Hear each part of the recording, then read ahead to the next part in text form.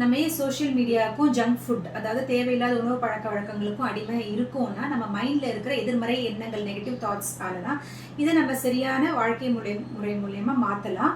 Social மீடியான்றது நம்ம கரெக்டாக use பண்ண ஆரம்பிப்போம். இப்போ கத்தின்றது எப்படி சோஷியல் மீடியா மாதிரி தானே, டாக்டர் கையில் கொடுத்தா எப்படி யூஸ் பண்ணுவாங்க ரெஸ்பான்சிபிளாக, திருடன் கையில் கொடுத்தா எப்படி யூஸ் பண்ணுவாங்க, அதே மாதிரி நம்ம சோஷியல் மீடியாவை நம்ம கரெக்டாக யூஸ் பண்ண ஆரம்பிப்போம். இப்போ நம்ம ஒரு காலி பாத்திரத்தை எடுத்துக்கிட்டோம்னா அதை பார்க்கும் போது எம்டியாக இருக்கிற மாதிரி இருக்கும், ஆனால் அதுல காற்று இருக்குது.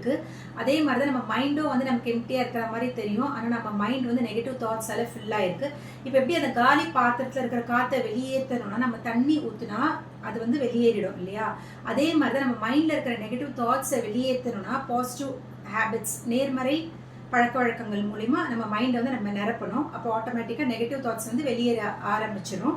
தியானம் மூச்சு பயிற்சி மூலிமா நம்ம நல்ல பழக்க வழக்கங்களை நம்ம கொண்டு வர ஆரம்பிச்சிடலாம். Real freedom is disease free and stress free.